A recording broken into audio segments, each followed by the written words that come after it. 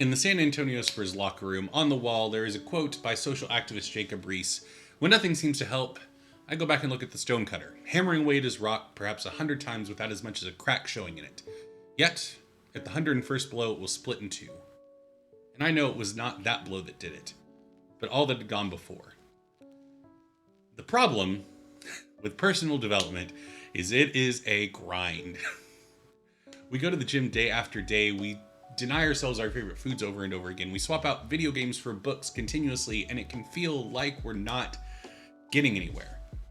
So, what's the trick to getting past the hump and staying committed?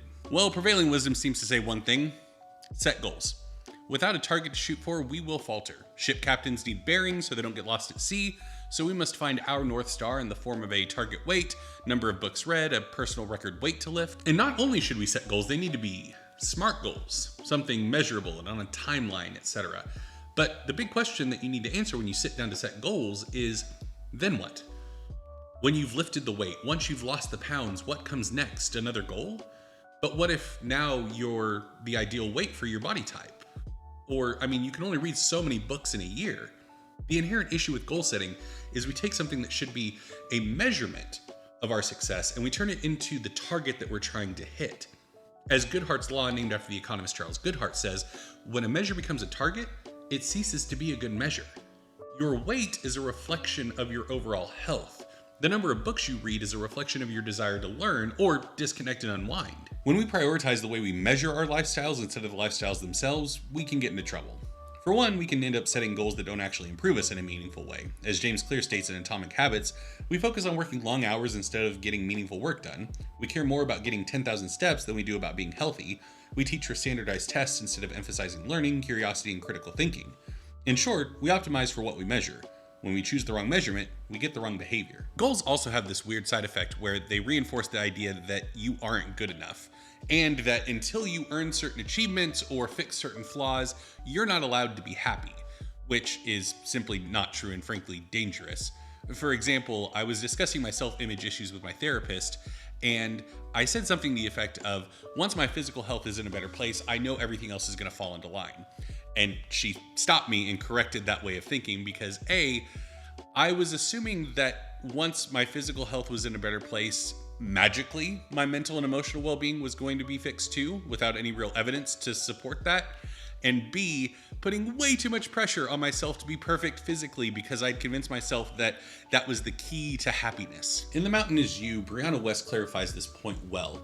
She says, when you only find happiness and peace after you've fixed every flaw, mastered every challenge, and are living decidedly in the after part of the picture of your life, you've not resolved anything.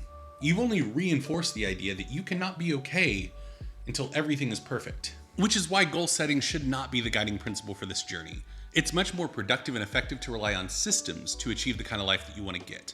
By setting up a system of habits that you develop and stick to, your progress will eventually become a machine that runs on its own. One of the most famous quotes from Atomic Habits is, "You do not rise to the level of your goals. You fall to the level of your systems." So if you watched the previous video, then you'll know that I begun this journey by establishing my new identity as a fit and healthy person. Since last week, things have gone well. I'm generally happy with the decisions I've been making, and I'm excited to see how things continue to grow. But now it's time to establish a fit and healthy system of habits to carry me along day to day automatically to help me continue to grow. I recently read The Miracle Morning by Hal Elrod, and I've adopted his Miracle Morning system to start my day off on the right foot within my new identity. I wake up at 6:30 in the morning and immediately brush my teeth. This is what Clear labels as a decisive moment in Atomic Habits. Once I brush my teeth, I am awake and out of bed, and everything else after is easy because I'm awake and out of bed. I then drink a glass of water and make my morning coffee, then spend 10 minutes meditating, run through a list of affirmations, spend 10 more minutes doing visualization exercises, and drink my pre-workout. Usually takes 20 minutes to kick in, so then I spend 10 minutes reading and another 10 minutes journaling. By that point, my pre-workout is kicked in, so I go get in my morning workout. Then I'm ready to shower and start my day. It's not too shabby a way to start off the day, and it's reinforcing my new identity. I'm drinking water as soon as I wake up, and I get a workout in before the rest of the day can distract me / wear me down. But the obvious downside is a question I'm sure you're already asking. How do I track my progress if I'm not setting goals? Well, like I said before, the things that we typically set as our end goals are actually really good measuring sticks to track how we're doing. If I only do cardio and am eating right, but the numbers on the scale keep climbing, then I need to take a look at my system and figure out what needs to change. If I identify as a runner, but I can't manage a 5K after 6 months of training, I need to examine my system. And before we continue, I just want to say thank you so much to all of you who have subscribed since the last video. The response has been wonderful, and I'm so glad that so many of you found the last video helpful. Let me know what you think of this one by hitting the like button down below. And if you haven't subscribed yet, now seems like a decent time. You're already here watching the video. There's a button right down there. Think about it. But this whole thing is a balancing act. We want to measure our progress to see if our systems are working correctly. But remember that quote at the top of the video. The 101st hit isn't what split the stone, but the 100 hits that came before. And when it comes to our effort turning into progress, we operate on some serious lag. From Atomic Habits, your outcomes are a lagging measure of your habits. Your net worth is a lagging measure of your financial habits. Your weight is a lagging measure of your eating habits. Your knowledge is a lagging measure of your learning habits. We spend weeks and weeks eating right to only see the scale drop a few pounds. We spend time cultivating positive relationships only to catch ourselves assuming negative intent in others. This stuff doesn't change overnight. It's very akin to leveling up in a game. When you perform actions that reinforce your identity, it's like completing quests, earning experience. But in a game, when you complete a quest, you don't level up automatically. You have to continue performing quests until you hit a certain threshold, and then you level up. You gain new abilities, your attribute scores go up, and you can take on more difficult challenges. If I were to go out right now and try to run a marathon, that'd be like leaving the tutorial area of a game to take on the level 50 content. There's progression for a reason. We need to get acclimated to our new identity and allow our abilities and talents to catch up. And the reason systems are really good for this instead of goals is because we can keep a broad view on how we're doing and where our progress is at, instead of focusing in on a singular measurement that we would have set as our goal. For example, with my new identity as a fit and healthy person, one of the biggest things I want to change is my physical composition. I want to lose fat and build muscle. Pretty common goal. But I noticed at the beginning, when I was doing high intensity interval training, my heart rate would spike immediately. Like just with something as simple as jumping jacks, it would be 150 beats per minute or higher. And now, after I've been doing it for a little while, I've begun to notice that I have enough endurance to where my heart rate doesn't immediately spike as soon as I start doing anything cardio based. But also, I'm getting a level of control over my body to where I know when I can push myself to spike my heart rate up, what I need to do to really go harder, and also how to regulate things to keep it in a nice mid-range of like 120 to 140 beats per minute if I'm not wanting to spike my heart rate.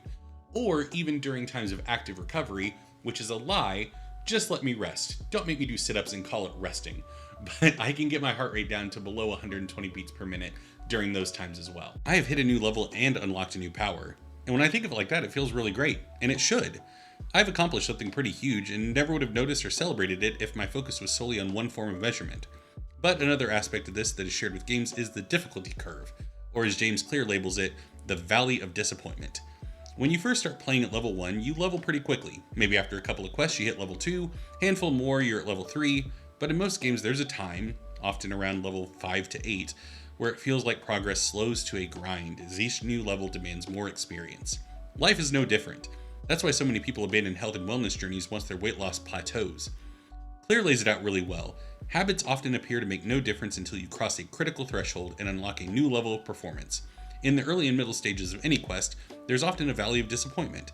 You expect to make progress in a linear fashion, and it's frustrating how ineffective changes can seem during the first days, weeks, or even months. It doesn't feel like you're going anywhere. But you are. You're just on the 54th strike of the hammer. You need to hit 101 before you gain your next level.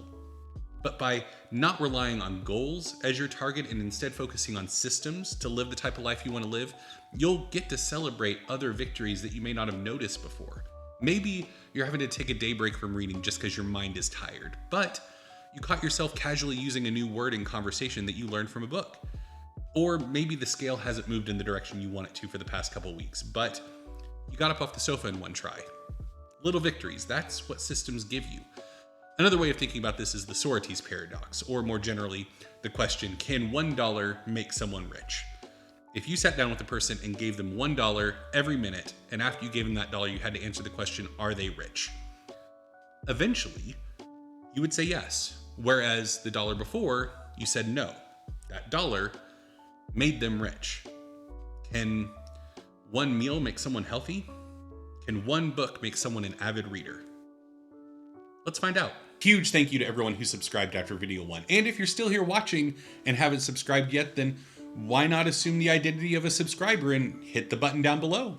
It'll be the easiest system you use to implement a new identity today. And let me know down below what little victories you all have started seeing in your progress. Thank you so much for watching. And remember, 1% better is better than standing still.